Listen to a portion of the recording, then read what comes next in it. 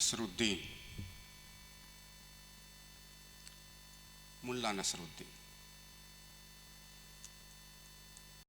अपने गधा को लेकर बाजार की तरफ जा रहा था और रास्ते में भूख ना लग जाए इसलिए घर से उसने रोटी ले ली। रोटी तो ले लिया पर उसके साथ सब्जी नहीं बनी थी घर। सोचा चलो रास्ते में कुछ मिला के किसी वस्तु के साथ खा लेंगे, ऐसा सोच के नसरुद्दीन चला। घर और बाजार के बीच में एक तालाब था। तालाब में देखता है कुछ वन मुर्गा तैर रहा है जल के अंदर। तो नसरुद्दीन सोचता है क्यों ना इस मुर्गे को पकड़ के बनाया जाए और इसके साथ ही रोटी को खाया जाए। यही सोचकर अपने गधे को एक पेड़ के नीचे बांधता है और मुर्गा को पकड़ने के लिए तालाब में उतरता है। पकड़ते पकड़ते थक जाता है, एक भी मुर्गा नसरुद्दीन को हाथ नहीं लगता। दोपहर का समय हो गया, भूख बहुत जोर की लगी थी।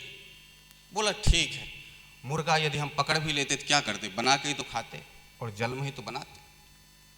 नसरुद्दीन ने रोटी निकाला और जल में डुबो के खाने लगा। कुछ यात्री और उधर से ही जा रहे थे तो क्या देखते हैं कि नसरुद्दीन जल के अंदर जल में रोटी को डुबो डुबो के खा रहा है। ये कौन सी बात होगी। बोला मुल्ला नसरुद्दीन ये तू क्या कर रहा है, जल के अंदर रोटी डुबो के खा रहा है, सब्जी नहीं लाया क्या। बोला मैं जल के अंदर डुबो के थोड़ी खा रहा हूं, मुर्गा का शोरबा में डुबो के खा रहा हूं। बोले मुर्गा के शोरबा में कैसे डुबो के खा रहे। बोला हाँ तुम लोग मुर्गा को वैसे ही तो बनाते हो, जल के अंदर उबाल के ऐसे ही तो बनाते हो। मुर्गा इसमें है ही तो उसका कुछ तो स्वाद आ गया होगा, कुछ तो रस आ ही गया होगा ना। तो मुर्गा उधर रहे या हांडी के नीचे रहे या हांडी के अंदर रहे क्या फर्क पड़ता है, जल में तो है, इसलिए बड़ा लाजवाब है मुर्गा। ठीक उसी प्रकार से कथा में यही होता है, कथा को सुनने वाले का यही होता है। भगवान मिलेंगे दूर दूर से, नसरुद्दीन का मुर्गे का शोरबा की तरह। वहां दूर दूर तक कोई भगवान का लेना देना नहीं, किसी भी कथा दूर दूर तक वहां किसी भी कथाकार में कहीं भी कुछ लेना देना नहीं। वो ठीक नसरुद्दीन की शोरबा की तरह है। लंबी लंबी बातें कर लेना, लाखों लोगों को इकट्ठा कर लेना।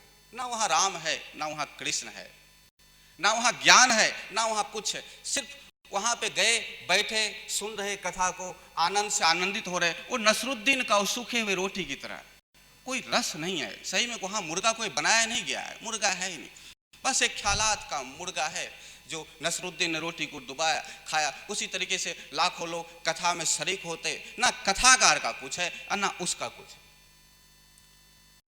कहते हैं नसरुद्दीन को एक बार अदालत में हाजिर किया गया। नसरुद्दीन से कहा जाता है कि नसरुद्दीन तुम्हें शर्म नहीं आता, इस उम्र में तुम लड़कियों को छेड़ते हो। नसरुद्दीन बोलता है किस उम्र में लड़कियों को छेड़ना चाहिए। तो बोले 18-19 की रहते तब चलता, अभी तुम 80 साल के बूढ़े हो गए और राह चलते लड़कियों को छेड़ते। बोले यो अनार मेरे माए बाप मुझे क्षमा करो, छेड़ा तो था मैंने 18 साल की आयु में, पर अदालत के चक्कर लगाते लगाते मैं बूढ़ा हो गया और छेड़ने का समय तो जा चुका है। अब आपको क्या करना, यदि 18 की उम्र में यदि छेड़ने की सजा माफ है तो मुझे माफ करो, बाकी ये बात पक्का है कि मैंने 18 में ही छेड़ा। ठीक उसी प्रकार से कथा में जब आदमी जाना आरंभ करता है तो बचपन से जवान और जवान से बूढ़ा हो जाता, कुछ हाथ नहीं लगता, वही वहीं का वहीं, धाक के 3 पात वहीं का वहीं घूमता सा रह जाता। इसलिए कृष्ण कहते याम इमाम पुष्पिताम वाचम प्रवदंत विपश्चिता, कि ये सिर्फ पुष्प युक्त वाणी को कहते हैं। गीत संगीत के साथ एक माहौल को बनाया जाता है, लोग ताता थैया करते हैं, ड्रामा होता है, कोई वहां धर्म नहीं होता। बड़ा ही विचित्र सी बातें है। ड्रामा ही क्यों होता है, वहां धर्म क्यों नहीं होता है। लाखों लोग जुड़े हैं, इसका मतलब इस बात का प्रमाण तो हो गया कि धर्म की बात हो रही होगी। तो जब धर्म की बात हो रही होगी तो इस बात का भी प्रमाण है कि लाखों लोग कब धार्मिक हुए। इतिहास में ऐसा तो नहीं कहा गया कबीर कोई एक हुआ है, लाखों कबीर तो नहीं हो गए, मीरा कोई एक हुई है, लाखों तो नहीं हो गए, नानक एक हुए, लाखों तो नहीं हो गए, झुंड में तो नहीं हो गए। और फिर यह भी कहा गया नानक ने किस कथा को सुनकर ज्ञान की प्राप्ति की। फिर यह भी कहा गया बुद्ध ने किस वेद को पढ़कर ज्ञान की प्राप्ति कर। फिर यह भी कहा गया मोहम्मद साहब के आने से पहले कोई कुरान नहीं था, तो मोहम्मद ने किस कुरान को पढ़कर ज्ञान की प्राप्ति कर। फिर ये वेद, फिर ये कथा क्या है? क्या ये बड़े ही विचारणीय बातें हैं कि थोड़ा भी विचार किया जाए। वेद क्या है? वेद में 1,00,000 मंत्र है, शुरू से लेकर लास्ट तक, चारों वेद में 1,00,000 मंत्र। 1,00,000 मंत्रों में 80,000 मंत्र। यदि कोई समझदारी से उस वेद को खोल कर देखे, एक तो कोई वेद को देखता नहीं, लेकिन फिर समझदारी से उस वेद को खोल कर देखे तो 1,00,000 मंत्रों में 80,000 मंत्र तो कबारा है, किसी काम का नहीं। और बड़ा मजाक है, कहा जाता है ज्ञानियों ने वेद को लिखा, लेकिन थोड़ी भी समझदारी से उस वेद को पढ़ो, देखो, भाष्य है, गुजराती में भी है, हिंदी में भी है, इंग्लिश में भी और संस्कृत में भी। थोड़ा समझदारी से देखे तो 80,000 ऐसे श्लोक है वेद का। घास उठा लो, हे घास तुम खुश हो जाओ। घोड़े दौड़ते हुए आओ, हे घोड़े तुम खुश हो जाओ। गाय ने गोबर की, हे गाय तुमने गोबर की, तेरी बहुत बहुत धन्यवाद। हे गोबर तू मेरी मनोकामना की पूर्ति कर। ये वेद के मंत्रों में 80,000 मंत्र तो ऐसा कबारा जैसा, महामूर्ख जैसा, लेकिन बचपन से लेकर ऐसी छवि बना दी गई वेद, यानी कि वेद मतलब बड़ी चीज। वेद मतलब वेद से बढ़कर कुछ हो ही नहीं सकता। वेद से नीचे कृष्ण, वेद से नीचे बुद्ध, वेद से नीचे महावीर, वेद से नीचे संत महात्मा। वेद, इसलिए कृष्ण बोलते वेद वादार्थः पार्थ नान्य दिस्ति वादिना। हे अर्जुन, वेद की वाक्यों में प्रीति रखने वाला इससे अतिरिक्त और कुछ होता है वो समझते ही नहीं, जानते ही नहीं कि वेद से अतिरिक्त भी कुछ होता है। वेद में ही लिपायमान। तो 80,000 श्लोक तो ऐसा है कबारा। बचता है 20,000 श्लोक। 20,000 श्लोक में 16,000 श्लोक ऐसे हैं कि लकड़ी जलाओ, चूल्हे जलाओ, उधर से घी लाओ, उधर से एक हांडी चढ़ाओ, उधर से गाय का गोबर चढ़ाओ, यानी जिसको आप हवन आदि कहते हो। 16,000 श्लोक ऐसा है, ना 80,000 से किसी का आत्म कल्याण हो रहा है, ना उस 16,000 श्लोक से किसी का आत्म कल्याण हो रहा है। फिर बचते 4,000 श्लोक। 4,000 श्लोक में घुमा के नचा के ये भक्ति है तो वो ऐसा है तो उसका कल्याण है, तो ये संन्यास आश्रम है, तो ये वानप्रस्थ आश्रम। ले दे के 3,000 और चला जाता, 1,000 श्लोक। क्या किया जाए उस 1,000 श्लोक का?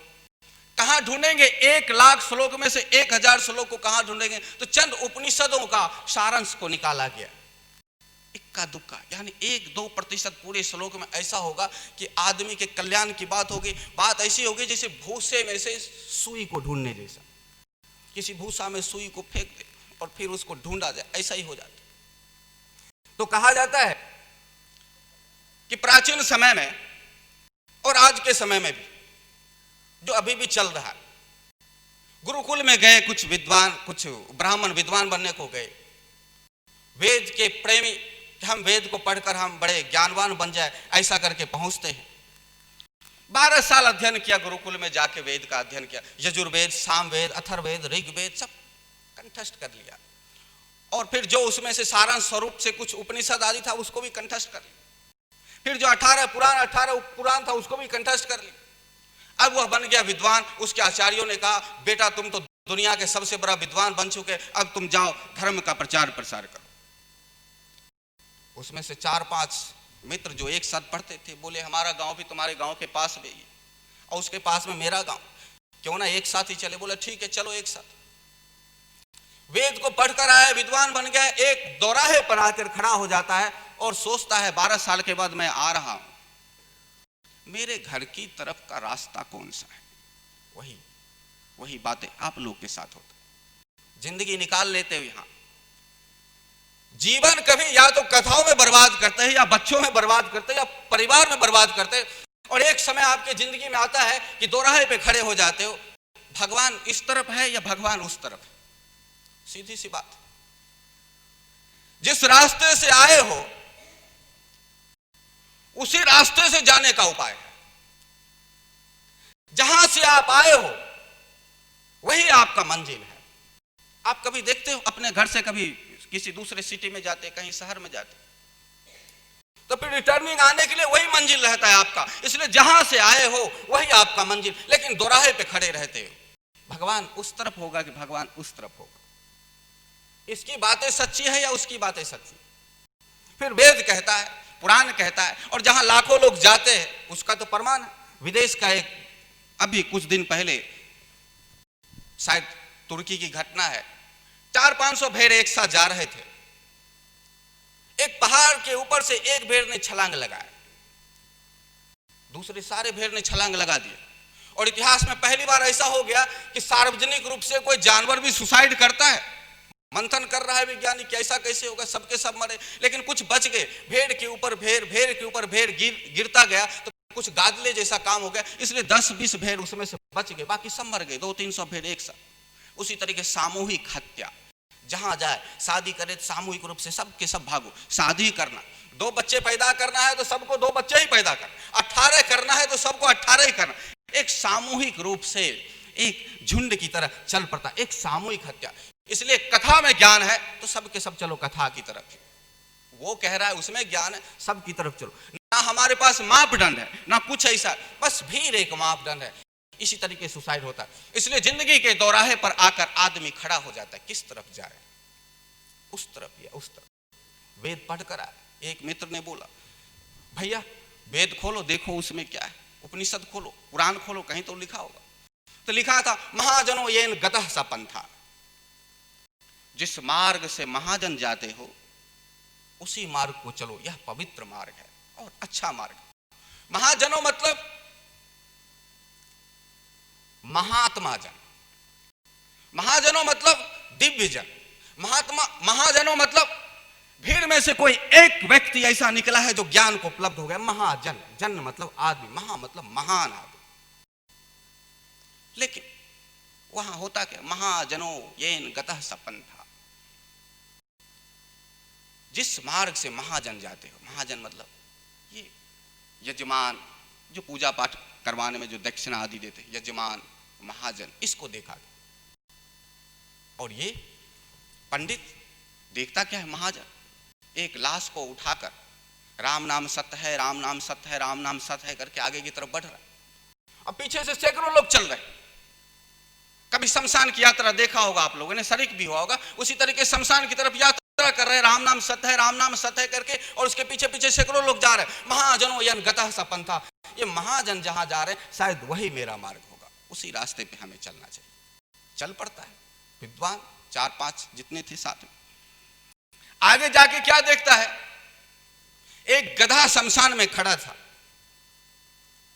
चारों ने फिर वेद खोला, ये शमशान है उसमें गधा खड़ा है, क्या कारण है गधा खड़ा होने का, देखो क्या लिखा है, किताबों में ढूंढो, किताबों में ढूंढा गया, लिखा क्या, तो ढूंढने के बाद देखता है कि हाँ, राजद्वारे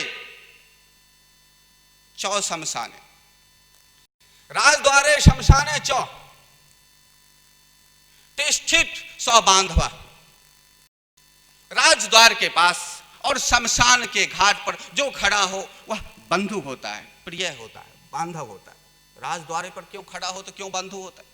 हर आदमी अपने अपने मतलब के लिए जाता है किसी राजा के पास, कहीं वो किसी को लेना, किसी को कुछ लेना, किसी को जमीन लेना, किसी को मकान लेना, किसी को कुछ ऐसा लगा रहता है। और उधर से भी कोई आया, उधर से भी कोई आया, तो फिर उसको कहा गया कि मित्र जैसा है, दोनों मिल जाओ, दोनों मिलकर फरियाद करो। हो सकता है उसको कुछ ज्यादा जानकारी हो कि राजा से कैसे मिला जाए। लेकिन राजद्वारे शमशाने चौ तिष्ठित सौ बांधवा,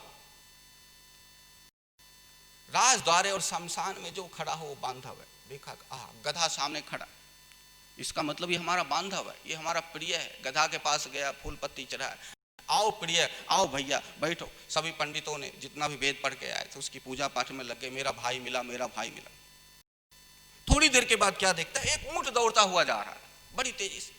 बोला ये ऊंट काहे को दौड़ रहा है, देख देख शास्त्र में, पुराण में क्या लिखा है, किताब में क्या लिखा है। ढूंढ, किताबों को खोला गया, फिर देखता है धर्मस्य तो रिता गति, धर्म की गति तीव्र होती है। अरे भैया ये तो ऐसा लग रहा है ये धर्म दौड़ते जा रहा है, धर्मस्य तो रिता गति, धर्म दौड़ते हुए जा रहा है। क्या किया जाए इस धर्म का? धर्म भाग ना जाए, धर्म को रोको, क्योंकि हम सबको धार्मिक बनना, रोको इसको। फिर क्या देखते, अरे श्लोक खोल देख, वेद में क्या लिखा है, खोल कर देख। खोला गया, फिर उसमें क्या दिखता है? इष्टम धर्मेन योजयेत, पढ़ा गया इष्टम धर्मेन योजयेत। इष्टम, इष्ट मतलब कहा जाता है इष्ट तुम्हारा कौन है, तो भोलेनाथ। इष्ट तुम्हारा कौन है? चामुंडा। इष्ट मतलब चामुंडा नहीं, इष्ट मतलब भोलेनाथ। इष्ट का मतलब अच्छा, इष्ट का मतलब प्रिय। इष्ट अनिष्ट, हानिकारक अनिष्ट। इष्ट मतलब लाभदायक, इष्ट मतलब जो शुभ दायक हो, उसे इष्ट कहते। इष्टम धर्मेन योजयेत, कि धर्म को इष्ट से जोड़ दिया जाए। इष्ट प्रिय, प्रिय कौन? मेरा बांधव, मेरा परिवार, मेरा कुटुंब, कबीला, मेरा ये सब बहुत प्रिय। इसलिए इष्टम, इष्ट को धर्म से जोड़ दिया जाए, ताकि ये सब धार्मिक हो जाए, हम भी साथ साथ धार्मिक हो जाए, सब एक साथ धार्मिक हो जाए। तो फिर क्या करता है? उस गधे को पकड़ के लाते हैं, ऊंट को पकड़ के लाता है। धर्मेन इष्टम, इष्ट हो गया गधा। धर्मेन धर्मस्य तौरिता गति, यानी वो ऊंट हो गया धर्म। इसलिए इष्टम धर्मेन को दोनों जोड़ा जाए। एक डोरी लाया, ऊंट के गले में गधे को बांधा गया और चारों ने जश्न मनाया, बोला आहा ये चीज हमने, ये तो बड़ा अच्छा काम किया। ऊंट ने जोरदार घबराहट के साथ छलांग लगाया, गधे दूर गिरे, ऊंट की गर्दन टूटी, गधा मरा। ये होता है किताबी ज्ञान। लगे रहते सदियों सदियों से भागवत, रामायण। क्या है रामायण? इतने आयोजन प्रयोजन, बड़ा ही ढंग से, 1000 श्लोक और 1000 अर्थों का क्या मतलब, क्या निकलेगा? 18,000 श्लोकों का अध्ययन कर ले, 1 लाख श्लोकों का अंतर अध्ययन कर लेंगे, सार क्या है, दम क्या है इन बातों में? है क्या? राम क्या है? मिलेगा क्या? तो कहते हैं, ज्ञानी जन ने बोला ठीक है, ज्यादा पागलपन ना दिखाओ, है एक रास्ता इसमें से भी। क्या राम? आदि राम तपोवनादि गमनम, बड़े संक्षिप्त रूप से निकाल दी। आदि राम तपोवनादि गमनम, हत्वा मृगम कांचनम, विदेहि हरणम, जटायु मरणम, सुग्रीव संभाषणम, बाली निर्दलनम, समुद्र तरनम, लंकापुरी दाहनम, पश्चात रावण कुंभकर्ण हननम, एतद्धि रामायणम। बोले एक श्लोक की रामायण। ज्ञानी जन को पता था बेवकूफी का काम करेगा, सब बड़े बड़े लंबा लंबा आयोजन करेगा, होने का कुछ नहीं, ना सार है, ना तत्व है, ना ज्ञान है, और अज्ञानता भी नहीं है। ये तो सीधा मूढ़ता है कि कहीं एक आदमी की कहीं कहानी सुना जाए। इसलिए आदि राम तपो वनादि गमनम, राम जन्म लिए, वन को जाते हैं, तप करते हैं, वन में रहते हैं, हिरण मिला, हत्या मृगम कांचनम, एक स्वर्ण यानी सोने की तरह दिखने वाले हिरण मिला, तीर चलाए, मारे, विदेही हरणम, सीता का हरण हो गया, जटायु मरणम, जटायु मर गया, सुग्रीव संभाषणम, सुग्रीव मिला, मित्रता हो गई, दोस्ती हो गई, बाली निर्दलम, बाली की हत्या हो गई, बाली को मार दिया जाए, समुद्र तरनम, समुद्र पार हो गए। फिर क्या है? लंकापुरी दाहनम, लंकापुरी का दहन कर दिया गया, लंका दाह दिया गया, लंका खत्म कर दिया। पश्चात रावण कुंभकर्ण हननम, रावण कुंभकर्ण की हत्या कर दी, एतद्धि रामायणम, हो गया रामायण। अब इसके लिए इतना लंबा प्रयोजन, इतने बड़े बड़े मंडप, इतने बड़े बड़े तंबू, क्या मिलेगा? क्या किसी तालियां मिलेगा? एक वही भेड़ की तरह, तुर्क की भेड़ की तरह कि एक गिरा सबके सब साथ में चले। बड़े बड़े कथाकार का भरा भरा आयोजन, कहता है क्या? चलो ठीक है, रामायण में कुछ नहीं है तो भागवत में तो होगा, बड़ा पवित्र ग्रंथ कहा गया। और वही भागवत कृष्ण के लिए कहा जाता, वही कृष्ण कहते याम इमाम पुष्पिताम वाचम प्रवदंत विपश्चिता। ये मधुरता से ये ना जाने क्या क्या शब्दों को बोलते हैं, कुछ इसमें नहीं, सिर्फ प्रीति युक्त वचनों को कहते हैं। इसमें इन बातों में कोई दम नहीं है, सिर्फ प्रीति युक्त वचनों को एक सम्मोहन के द्वारा एक चारों तरफ एक जाल सा फैलाया गया। देखो कथा सुनोगे तो पुण्य मिलेगा, देखो कथा सुनेगा तो तुम्हारा कल्याण होगा, देखो कथा सुनेगा तो मोक्ष होगा, देखो कथा सुनेगा तो तुम धार्मिक बन जाओगे। एक अद्भुत प्रसंग है कि एक मां बच्चे को बार बार कह रही थी बेटा चल गंगा नहा, बेटा चल गंगा नहा। बच्चे ने पूछा मम्मी क्यों, हम गंगा क्यों नहाए? पाप कुछ किया होगा तो तेरे धुल जाएंगे। बोले मम्मी हमने तो कोई पाप किया ही नहीं। बोला नहीं बेटा, जाने अनजाने में कुछ ना कुछ पाप हो जाता है, इसलिए गंगा नहा, तेरी पाप उतर जाएगी। तो बोले ठीक है, तुम कहती हो तो कुछ जाने अनजाने में हो गया होगा पाप, हम गंगा में नहाने के लिए जाते हैं। लेकिन गंगा में नहाने के लिए जैसे वो बालक उतरने वाला ही था तो देखता है 15-20 पहले से नहा रहा, उसने सिर पे हाथ रखा। मम्मी तो कह रही थी कि तुम पाप करोगे तो तुम्हें नरक में सड़ना पड़ेगा, इसलिए गंगा नहाओगे तो पाप उतर जाएगी तुम्हारी। इतने लोग नहा रहे हैं, पाप तो इनकी उतर गई होगी गंगा में, फिर गंगा का क्या होगा? गंगा तो पापी हो जाएगी, फिर इसको नरक में सड़ना पड़ेगा। तो बच्चे बाल स्वभाव की तरह गंगा के सामने हाथ जोड़कर बालक कहता है कि हे गंगा मैया, हमारी मम्मी तो कह रही थी तुम पाप करोगे तो फिर सड़ना पड़ेगा तुम्हें नरक में, इसलिए हम गंगा नहाने के लिए आए। तो गंगा नहाने से हमारी मम्मी कह रही थी तुम्हारा पाप गंगा में उतर जाएगा। तो मेरी बात ये समझ में आया कि मेरा पाप तो तुम्हारे पास आ जाएगा, पर तुम्हारा पाप का क्या होगा? तुम्हें तो नरक में सड़ना पड़ेगा। और तुम बनी पड़ी हो देवी। गंगा वहां प्रकट होती है कथा के रूप में। हाँ, नदी प्रकट नहीं होती, लेकिन एक संवाद समझाने के लिए कथा के रूप में गंगा प्रकट होती। गंगा कहती है अरे मूढ़ बालक, तुझे क्या लगता है मैं इतना बेवकूफ हूं? अरे मैं सारे पापों को लेकर समुद्र में फेंक देती, मैं काहे को पाप रखूंगी इनका? तो बोले फिर इसका मतलब समुद्र को पाप लगता होगा। जाने समुद्र और जाने समुद्र का पाप, हमें क्या लेना देना इन बातों से। फिर आगे चलते हैं, बोलते हैं ठीक है समुद्र से ही पूछा जाए। बालक समुद्र के किनारे जाता है, समुद्र के जल को लेता है, खाड़ा खाड़ा लगता है, बोलता है मम्मी ठीक कहती थी, पाप करेगा नरक में जाएगा, इसलिए गंगा नहा ले पाप उतर जाएगा। हमने गंगा नहाया, हमारा पाप उतर गया। पाप सब समुद्र के किनारे आए, इसलिए खाड़े खाड़े जैसा लग रहा है ये। बोला समुद्र देवता देखो, तुम्हारे पास इतने पाप आ गए, अब तुम तो नरक में ही सड़ोगे, तुम्हें तब कोई बचाने वाला नहीं। समुद्र देवता प्रकट हो गए, बोले अरे बेवकूफ, तू ही एक अक्लमंद है इस दुनिया में। हाँ, दूसरे को क्या ऐसा ही लग रहा है? बोले कैसे, इतने पाप आया आपका तो फिर ये देखो तुम्हें नरक में सड़ना पड़ेगा। हमारी मम्मी कहती थी नरक में तुम सड़ोगे। तो बोले नहीं, पाप तो गंगा लेकर आई मेरे पास, लेकिन हम बेवकूफ थोड़ी है, हमने उस पाप को बादल को भेज दिया। सूर्य के प्रकाश के द्वारा सारे पापों को हमने ऊपर भेज दिया, इसलिए मैं पापी नहीं हो सकता। पापी होगा तो बादल होगा, मैंने दे दिया सारे पापों को उधर। अब बालक सोचता है बादल के पास चला गया, फिर तो बादल को नरक में सड़ना पड़ेगा। पूछते हैं वो पाप का क्या करता होगा। बालक उड़ा हनुमान जी की तरफ, आकाश की तरफ गया और बालक जाके बादल से बोलता है बादल काका, बादल काका, आपने जो समुद्र देवता का जो पाप लिया है, उस पाप की वजह से तो आपको नरक में सड़ना पड़ेगा। तो बोले यार मैं कैसे नरक में सड़ सकता, करे कोई और भुगते कोई। पाप वो किया और हम सड़े नरक, ये तो विधाता का न्याय ही उल्टा हो जाए। ये तो जो कहा गया भगवान इस दुनिया को चला रहा है वही बकवास हो जाएगा। पाप वो गड़े सड़े हम। अरे जिसकी पाप उसकी गति, जिसका धर्म, जिसका ज्ञान उसका काम। पापी है नरक में वो सड़ेगा, पुण्यात्मा है स्वर्ग में वो जाएगा, हम काहे को जाएंगे? जिसने किया वो भरे। तो फिर ये पाप जो आपके पास है, बोला हम बादल है ना, हम क्या करते हैं उसको फिर वापस बरसात के रूप में वहां फेंक देते, फिर उसके सिर पे चला जाता है वही बूंद, वही पाप घुमा फिरा के सब। तो कथा में जाके लगता है कि हाँ पुण्यात्मा हो जाएंगे। कथा, राम की कथा, यानी राम की कथा मतलब कहानी, किसी का चरित्र सुनने का मतलब है अप्लाई, हम राम बने।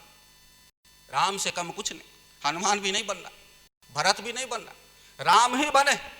इसलिए राम चरित्र, कृष्ण चरित्र, कृष्ण ही बनना है। लेकिन बन जाते कृष्ण का भक्त, और कृष्ण का भक्त भी नहीं बनते, लोभ बीच में तांडव कर रहा है नित्य। हाँ 3 कथा सुन लिया, वही घिसा पीटा, 3 कथा सुन लिया, उससे कल्याण। इसलिए ज्ञानी जन ने बोला ये लाखों लोग फिर जाके कहीं रामायण को छोड़ाओ तो भागवत की तरफ चले जाएंगे। तो बोले ठीक है, भागवत का भी ये आदो देव की देव गर्भ जननम, कृष्ण जन्म लेते हैं, देवकी के गर्भ में जाते हैं, वहां पे देवकी के गर्भ से प्रकट होते हैं, यानी जन्म लेते। फिर आगे गोपी गिरहे वज्रधनम, गोपियों के पास रात्रि में उठ के कृष्ण को लेकर जाया जाता। गोपी गिरहे वज्रधनम माया पूतनि जीवताप हरणम, माया रूपी जो है सबको भ्रांति में देखकर, पूतना आदि के ताप को, जीव जो दुखी है उसके ताप को हम, माया पूतना जीवताप हरणम गोवर्धनोधारणम।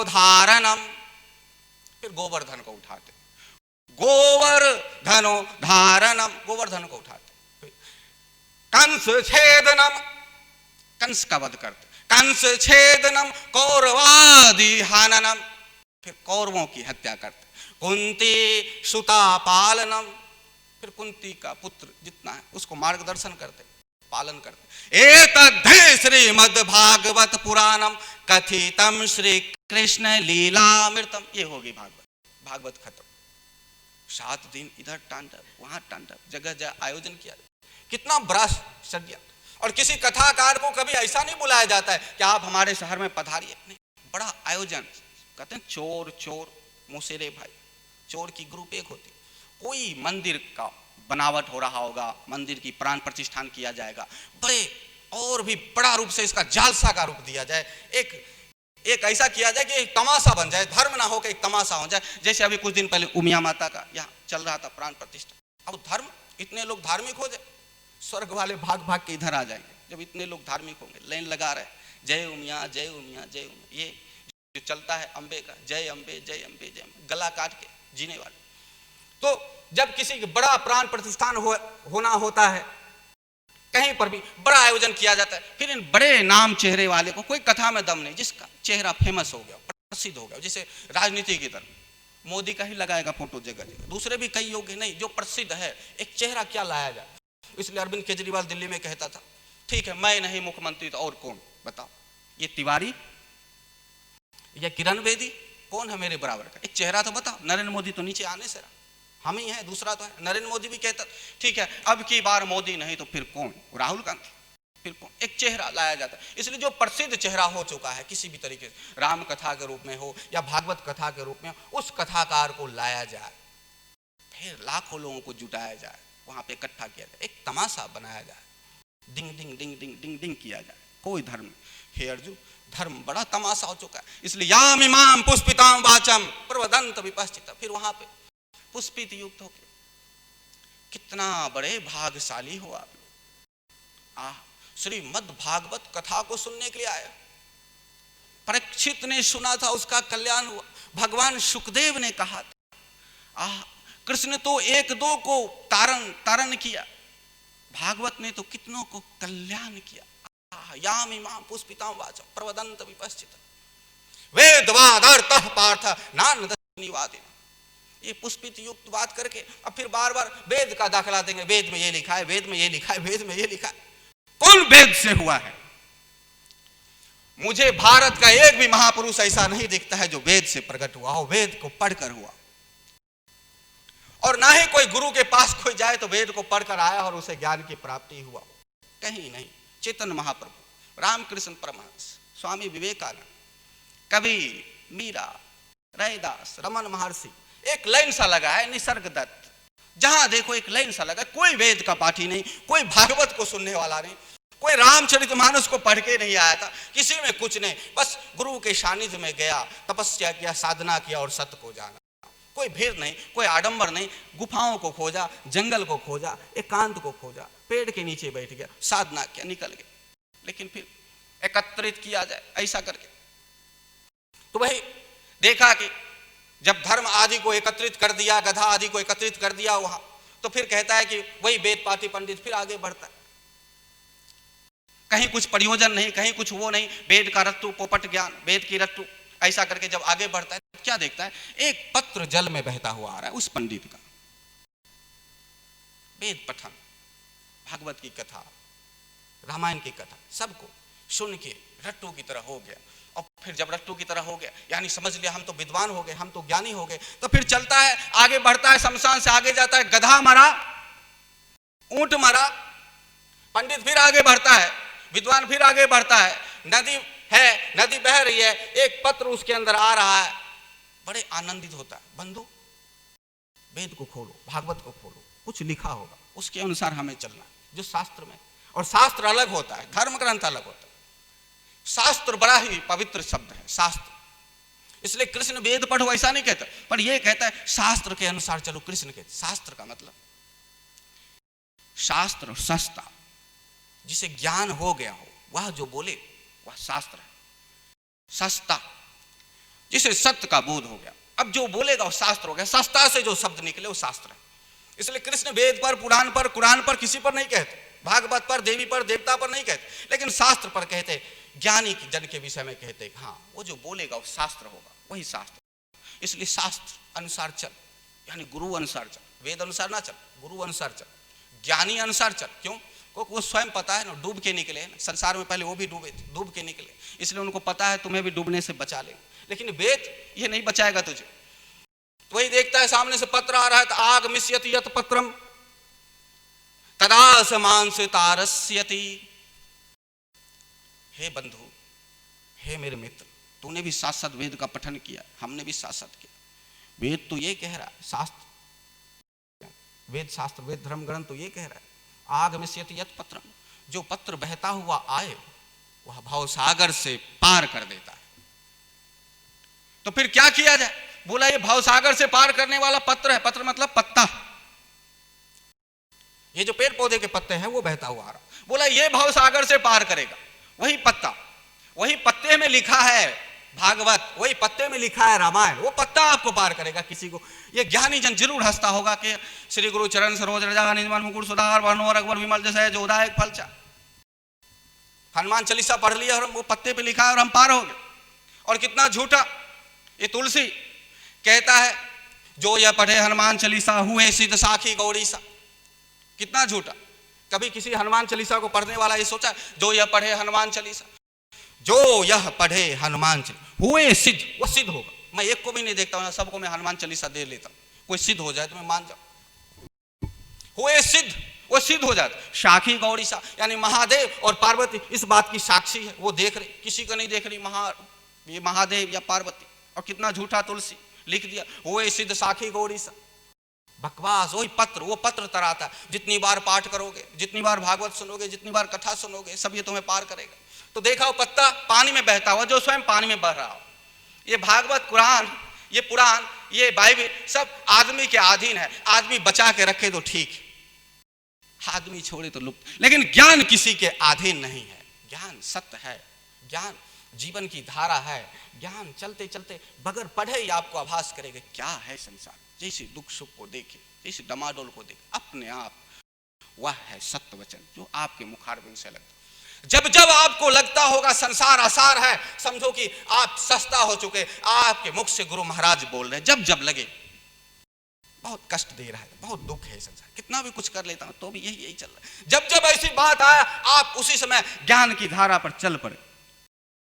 और जब जब लगे नहीं कुछ कर ले, कुछ ऐसा कर ले, कुछ ये बना ले, उसका बिगाड़ कर दे, उसका ये कर, तब तब लगो आप उस पत्र की तरह, उस भागवत की तरह नदी में बह रहे हो, एक बेसहारा की तरह। लेकिन फिर भी विद्वान जन उसको देखते, वेद पाठी जन उसको देखते कि हाँ ये तो ठीक है।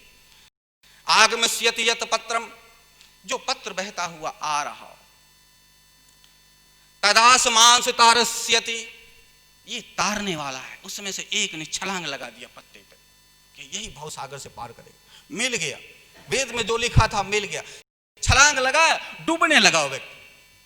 तीन ने फिर खोला, वेद को खोला जाए, देख पुराण को खोला जाए, देख भागवत को खोला जाए, कहीं तो कुछ श्लोक मिलेगा। जब खोलता है तो क्या देखता है, उस पे लिखा था सर्वनाशे संपन्ने, जब सब संपूर्ण रूप से नाश हो रहा हो, जब सब कुछ जा रहा हो संपूर्ण रूप से नष्ट हो रहा हो, तो फिर वेद क्या कह रहा है, पुराण क्या कह रहा है, भागवत क्या कह रहा है। अर्धम त्यजति पंडित, आधा को बचा लो और आधे का त्याग कर दो, यही पंडित जन का लक्षण है, वही पंडित। अर्धम त्यजति पंडित, किया वही, पत्ते पर जैसे कूदा उसका मित्र डूबने लगा।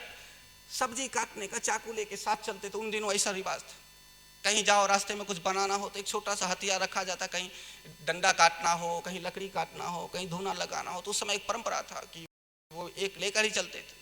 तो वही बोला अर्धम त्यजति पंडित सर्वनाशे संपन्ने, जब सब पूर्ण रूप से जब नाश हो रहा हो, फिर अर्धम त्यजति पंडित, पकड़ा चोटी उसका, अर्धम त्यजति पंडित, गले को काट लेता, आधा का त्याग कर दो, आधा को तो बचा लो, आधा को बचाए, वो भी गया, वो भी गया। बोला भाई अब तो ये तो हमने पंडितों का काम किया, ये तो हमने बड़ा ज्ञान का काम किया, अब आगे चलो। रास्ते में कुछ गृहस्थ बोले वेद पाठी है, वेद का पठन पाठन करके बहुत बड़ा विद्वान है, हमारे घर पवित्र हो जाए, जो ये हमारे घर पे आए, इनका सेवा सत्कार किया जाए। तो बोलता है प्रभु वेद के देवता, वेद को जानने वाले, आपको सत सत नमन है, आप आइए और हमारे घर पधारिए और कुछ प्रसाद आप ग्रहण कीजिए ताकि हमारा गृहस्थ आश्रम कृतार्थ हो जाए। बोले हाँ ठीक है चलो। जो 3 बंधु बचे थे, एक को तो गला काट ही दिया था, 3 बचे साथ में चलो। भोजन की थाल लगाई गई तो देखता है भोजन में सहजन, लंबे लंबे सब्जी की जो वस्तु होता है, चौड़ी आदि ऐसा बोलते, उसका सब्जी बनी गई। बोला वेद खोल क्या है उसमें लिखा, तो लिखा दीर्घ सूत्रे विनश्यति, ये लंबा वस्तु जो भी है विनाश कारक है, इसलिए ये नहीं खाना चाहिए, हम सब मर जाएंगे, इसलिए हटा।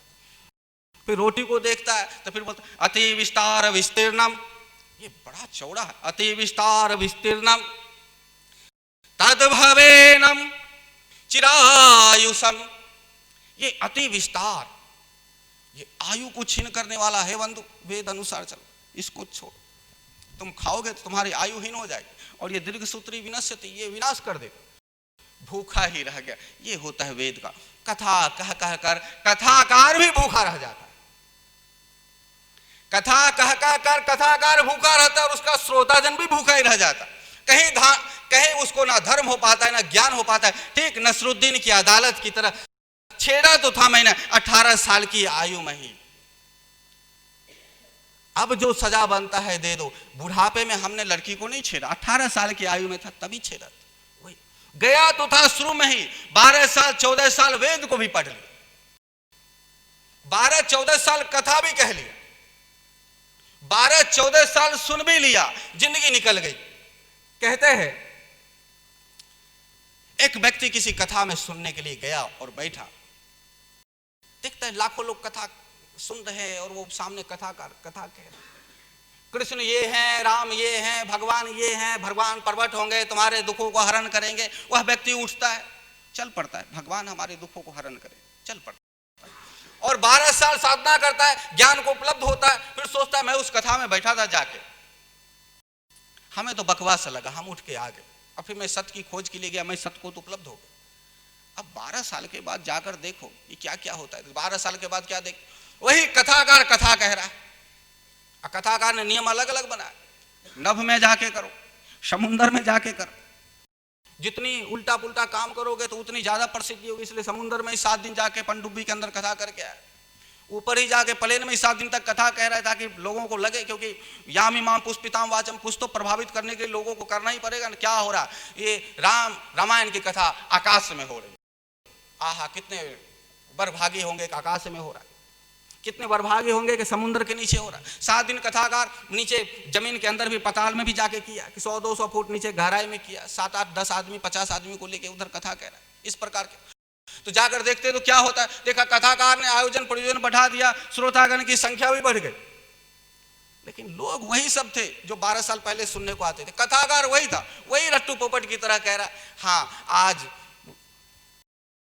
इसका मैया सीता का हरण हुआ है, आज की कथा हम यहीं विश्राम करते और कल जटायु आदि का संवाद होगा, कल की कथा यही, वही 12 साल से हुई।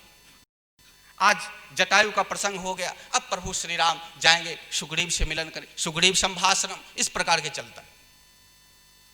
लेकिन वेद, पुराण, कुरान, बाइबल या दुनिया के तमाम धर्म ग्रंथों को जो देखे भी नहीं, जो चले भी नहीं, जो सुने भी नहीं, वह तो ज्ञान को उपलब्ध हो जाता है। पर वेदवादर्ता पार्था नाना, इसके अतिरिक्त जो कुछ नहीं समझता वह मूढ़ जन वेदों के वाक्यों में ही प्रीति रखते हैं। तो वेदों में प्रीति रखने वाले व्यक्ति, अज्ञानी जन, उस सत्य को नहीं जानते हैं। लेकिन ऐसा ही हुआ, श्वेत केतु 4 महावाक्य में से एक तत्वमसी का रचयिता श्वेत केतु, बड़ा ही अद्भुत नाम है। जब श्वेत केतु का जन्म हुआ था उस समय शादी विवाह का कोई प्रथा नहीं था, इसलिए श्वेत केतु के भारत में एक विशेष सम्मान मिलता है। श्वेत केतु के विषय में कहा जाता है जब वह 8-10 साल का था तो उस समय परंपरा के हिसाब से जब विवाह नहीं होता था तो ये था, किसी की भी बीवी अच्छी लगे, किसी की भी कोई भी लड़की अच्छी लगे, कोई भी औरत अच्छा लगे, उसको कोई भी आदमी मांग कर लेकर जाता था। ठीक है, तुम ये औरत मुझे दे दो, मुझे इससे बच्चे पैदा करना है, जब मैं बच्चे पैदा कर लूंगा तो फिर तुम लेकर जाना। एक राशन पानी की तरह, तुम 5 किलो मुझे अनाज दे दो, तुम 2 किलो मुझे दे दो। इसलिए श्वेत केतु के जन्म से पहले यही परंपरा भारत में था, ऐसा लिख मिलता। श्वेत केतु जब 10-12 साल का था तो परंपरा के अनुसार उसके मां को मांगने के लिए कोई दूसरा पंडित आ गया, बोलता है ये औरत बहुत खूबसूरत है, ये मुझे दे दो, मुझे भी एक बच्चे पैदा करना। श्वेत केतु को बहुत बुरा लगता है, कहता है हमारी मां को तुम लेकर जाओ, ये ठीक नहीं होगा। इसलिए भारतीय परंपरा के अनुसार कहा जाता है, श्वेत केतु ने विवाह प्रथा का आरंभ किया कि नहीं, विवाह का जो भी रीति रिवाज जो भी है सब श्वेत केतु ने जन्म दिया। बोला नहीं विवाह करो, 7 फेरे लगाओ, संकल्प लो, इसकी बीवी उसके पास, उसकी बीवी उसके पास नहीं जाए, शादी करके रखो, जिसके पास विवाह करके जो व्यक्ति जाए उससे जो बच्चा पैदा होगा वही। इसलिए श्वेत केतु से पहले किसी भी बच्चे पर किसी मां का कोई अधिकार नहीं रहता था। इसलिए नेपोलियन जब कहता था ये औरत तो बच्चे पैदा करने की मशीन भर है, वो होता था यहां पर भी, यानी बच्चे पैदा करवा लो औरतों से फिर उसे छोड़ दो। श्वेत केतु ने विरोध किया, अपने मां को जाने नहीं दिया, और श्वेत केतु अपने बाप के साथ अपनी मां का विवाह करवाया। कितना गजब लगता है कि कहते हैं कि अमेरिका आदि में लोग अभी भी लिव इन रिलेशनशिप में ऐसे ही रहते, जब मन हुआ शादी कर लिया, नहीं तो बच्चे पैदा करते रहते। था परंपरा में आरंभ में तो यही सब लिव इन रिलेशनशिप ऐसा ही चलता था। वही श्वेत केतु को जब विवाह कर दिया, उसके बाप ने कहा तू जा बेटा, हम ब्राह्मण है, तू वेद आदि का अध्ययन कर गया, तू वेद का पठन करके आ, क्योंकि जब तक विद्वान नहीं बनेगा तब तक मैं कैसे कहूंगा गर्व से कि तू मेरा पुत्र है। श्वेत केतु जाता है, विद्यालय में एडमिशन लेता है, भर्ती लेता है, चारों वेद का अध्ययन कर लेता है, 4 उपवेद का अध्ययन कर लेता है, पुराण आदि सब का अध्ययन करके फिर जब चलने लगता है तो फिर आहा, उसके पैर जैसे जमीन पर ऐसे रख रहे थे जैसे कि कोई हाथी का पैर। इसलिए विद्वानों को अहंकार तो देखो, जब भी किसी विद्वान को देखो मिलोगे, हाँ हम तो संस्कृत में ही बोलते, हाँ हमें तो बहुत चारों वेद का मैं ज्ञाता हूं। इसलिए देखो आप जब कभी कथा कुछ आयोजन करो, 2 पंडित आते आपस में झगड़ते रहते, कोई धन की झगड़ा नहीं, कोई मान का भी झगड़ा, विद्वता का झगड़ा, मैं तेरे से ज्यादा जानता। अब जो विद्वानी हो गया, विद्या विनय ददाती, कहा गया विद्या तो विनय सिखाता, लेकिन अहंकार आता है, ये मैंने इसका पाठ कर लिया। इसलिए जितना भी आप देखो अंबाजी का पुजारी से मिलो, मिलेगा ही नहीं, जैसे अंबाजी से ज्यादा महत्व उसी का है, उसका दर्शन हो जाए तो बड़े भाग आपका, वही दर्शन कराएगा पीछे की गली से 5 या 10 हजार रुपए लेकर, या ठीक है 20 हजार रुपए दे दो, वही घोटाला करता रहता। अक्कर कपड़े भी पहनेगा तो कपड़े तो पुजारी जैसा ही रहे, लेकिन बड़ा ढूंढ के लाएगा, कीमती वस्त्रों को पहनेगा, और ये त्रिपुंड आदि ऐसा लगाएगा जैसे महादेव उसके सिर पर ही विराजमान हो, तिलक के नीचे ऐसा लगाएगा जैसे ब्रह्मा इधर बैठ गए और विष्णु इधर बैठ गए। इसलिए बालानंद का पुजारी से मिलो वैसा ही होगा, अमरनाथ के पुजारी से मिलो ऐसा ही होगा, वैष्णव देवी के पुजारी से मिलो ऐसा ही होगा, यही पास में द्वारका के पुजारी से मिलो ऐसा ही होगा, कि भगवान से ज्यादा भाव उनका है, ज्यादा कीमती उनका है। इसलिए अहंकार, जब ये कुछ मंत्र तंत्र, हम ठाकुर जी के पास रहते, एक पत्थर के पास रहता है, तो जब पत्थर के पास रहते हैं तो वो ज्यादा, तो पत्थर वाला हृदय होगा ना, मजबूत से हृदय, जब आप लोग वहां पहुंचते होंगे तो आप थोड़ी देखते हैं उसको ये देखता है नोट कितना लाया, गांधी जी को साथ लाया कि नहीं आया, अहिंसा वाले को लाया कि नहीं लाया, कितना नोट, और वो जो बंद हो गया वो ना रख देना। इसलिए जब नोट बंदी हुआ तो दान पेटी में सबसे पहले उसने ही मना किया, क्योंकि मेरे तब कोई काम का नहीं, इसलिए धार्मिक बन जाओ। भैया हाथ जोड़ के सबसे कहता हूँ, कोई भी बंद जो नोट हुआ, कोई भी गुप्त रूप से उसमें ना नोट रख दो, इस प्रकार का। इसलिए श्वेत केतु भी वेद आदि का अध्ययन करके बड़ा ही अहंकार से गर्जना करते करते आ रहा था, चारों तरफ तो हमारा बोलवाल है, हम तो बड़े ही विद्वान हैं, हम तो अब बड़े ही ज्ञानवान हैं। श्वेत केतु जब चलने लगा, बाप देखता है कि मेरा बेटा, हमने तो भेजा था इसे वेद अध्ययन करने, ये पता नहीं क्या अध्ययन करके आया।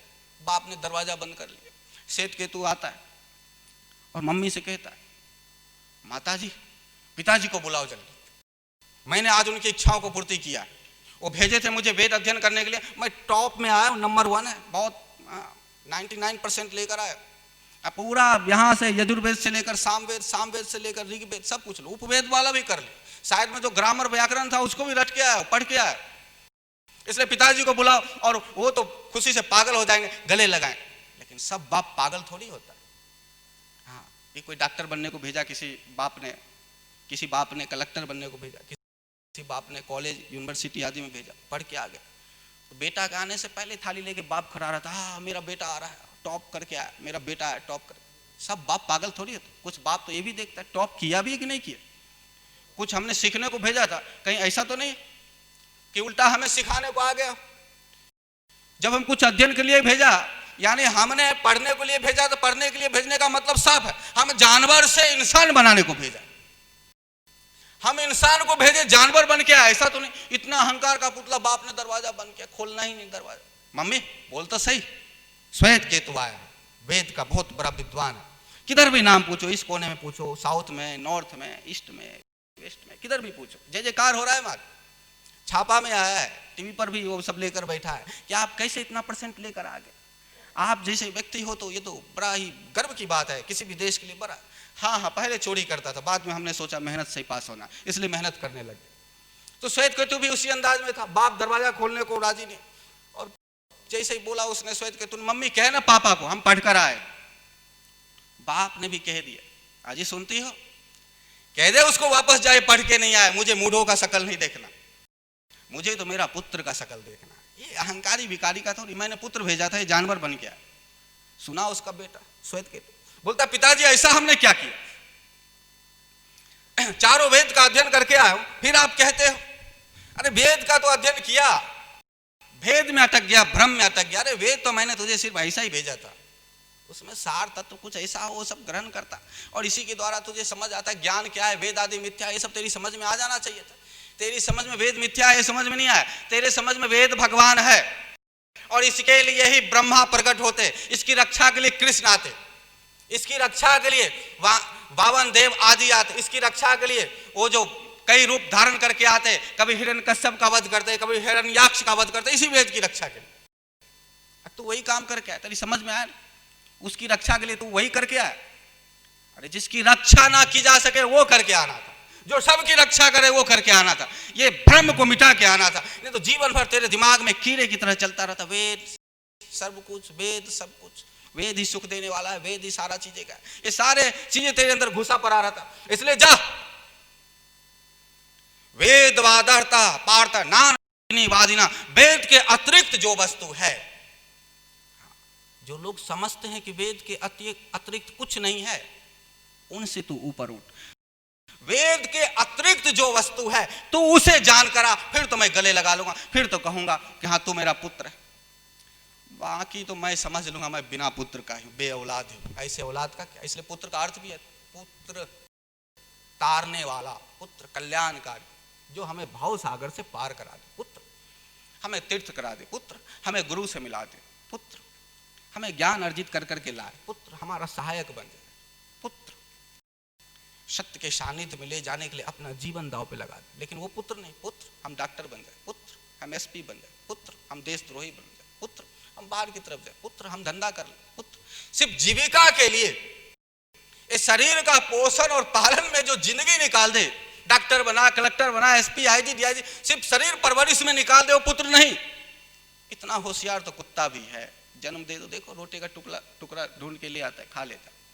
उतना होशियार मुझे बच्चा नहीं चाहिए, मुझे तो उतना होशियार चाहिए जो सही में पुत्र का अर्थ का कर दे, चरितार्थ कर दे, मुझे तार दे। क्योंकि मैं ना समझ था इसलिए विवाह किया, इसलिए बच्चे को जन्म दिया, और हमने आशा किया ठीक है अब तू कुछ कर, हमारा अनुभव तेरे में लगाएंगे और तू मुझे कुछ कर, जवान है, हष्ट पुष्ट है, बलिष्ठ है, मेरे ज्ञान का मार्ग को खोल, तो पुत्र जो मुझे पार करा दे तो पुत्र, नहीं तो नहीं। श्वेत केतु को कहता है मैं तुझे पुत्र तब मानूंगा जब तू सही में, जिसको लोग समझते हैं कि वेद के अतिरिक्त कुछ नहीं है, उसको तू जान कर आ जाए, फिर मैं पुत्र लगाऊंगा। जाता है श्वेत केतु, अब क्या करे, अब किसी पंडित के पास नहीं जाता, किसी गुरुकुल में नहीं जाता, ढूंढता है कोई बुद्ध पुरुष हो, कहीं ढूंढता है कोई तो ज्ञान को उपलब्ध होगा उसके पास जाए। जब उसके पास गया, ढूंढा बड़े मुश्किल से, वेद पठन में 12 साल लगे और ढूंढने में 12-14 साल और लगे। जब मिला तो फिर कहते हैं मैंने वेद पढ़ा पर शांति नहीं मिली। और ये बात पक्का है, वेद पढ़ो शांति नहीं मिले, पर किसी गुरुजन के पास जाओ, एक शब्द ज्ञान का, वो थप्पड़ भी मारे तो भी शांति आता है, ये पक्का है। बुद्ध यदि लात भी मारे तो शांति ही आएगा और मोक्ष ही होगा। महावीर उठा के पटक कर भी मारे तो भी ज्ञान ही होगा, दूसरा कुछ नहीं हो। और ये वेद को पढ़ लो, भागवत को पढ़ लो, और इनकी हैसियत 100 रुपए, ज्ञान की हैसियत अमूल्य, क्योंकि मृत्यु से अमृत की यात्रा कराता है ज्ञान, इसलिए ज्ञान अमूल्य। और वेद 100 रुपए का, कहीं भी खरीद लो, फुटपाथ पे बिकता है, 100 का एक, 100 का एक, 100 का एक, 100 का एक। हाँ ख्याल रखो, 300 में चारों लेकर जाओ। भागवत उसने छापा, अब तो 50% छूट हो गया, लेकर जाओ। पहले 150 मिलता, 75 रुपए में लेकर जाओ। 75 रुपए में ज्ञान आपके घर आ रहा है, 25 रुपए में कृष्ण आपके घर आ रहे, फोटा लगा दिया, 2 रुपए का अगरबत्ती जलाया, जय कृष्ण देवम, जय कृष्ण देवम, मेरी मनोकामना पूर्ण करो, 25 रुपए। चूहा आया कतर के चला गया, 25 रुपए कटकुट हो गया, हमारी मनोकामना जस की तस हो गई। फिर हमने वो भगवान का ऐसी तैसी कर दिए, चूहा तेरा देख लेना तू नरक में जाएगा, तो हमारे भगवान को काट गया, तो ऐसा करके। तो जब श्वेत केतु गया, गुरु मिले, उसे ढूंढा, तो कहते हैं वेद के अतिरिक्त क्या है? तत्त्वमसि, तू है वेद के अतिरिक्त। तू नहीं तो वेद का, तू नहीं तो पुराण का, तू तत्त्वमसि, जो तू। मैं वेद के अतिरिक्त, मैं कैसे? हाँ चल साथ में। देख ये दरवाजे हैं मेरे कुटिया के बाहर लगा हुआ है, दरवाजे को देख। ये काहे की दरवाजा है? तो बोला लकड़ी का है। अच्छा लकड़ी का दरवाजा है? श्वेत केतु ने बताया लकड़ी का दरवाजा है।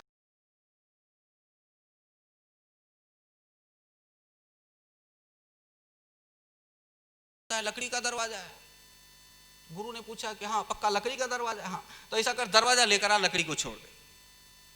श्वेत केतु पहली बार चक्कर में पड़ गया, बोला गुरु महाराज हम दरवाजे को लेकर आए, लकड़ी को कैसे छोड़े? लकड़ी भी तो साथ में आएगा, तो पहले फाइनल कर, लकड़ी है कि दरवाजा है? बोला है तो लकड़ी ही, पर लकड़ी का दरवाजा।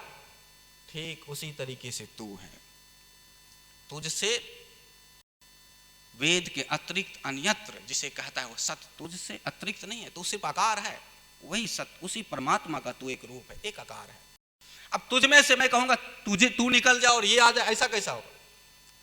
फिर आगे बोलते कि जब श्वेत केतु बैठा था अपने गुरु के पास, उसी समय एक व्यक्ति धनपति आया, उसकी अंगूठी कहीं चोरी हो गई थी, और उसने बोला सुना है आप बड़े ब्रह्मज्ञानी हो, तो जब ब्रह्मज्ञानी हो तो आपको पता है कहां कहां क्या होता है, तो हमारी अंगूठी चोरी हो गई, तो मैं आपको ब्रह्मज्ञानी तब मानूंगा जब मुझे मेरे अंगूठी का पता बता दो, और आप तो सर्वज्ञ, आप ब्रह्मज्ञानी, इसलिए मुझे बताओ मेरा अंगूठी कहां है, कोई चोर लेकर गया।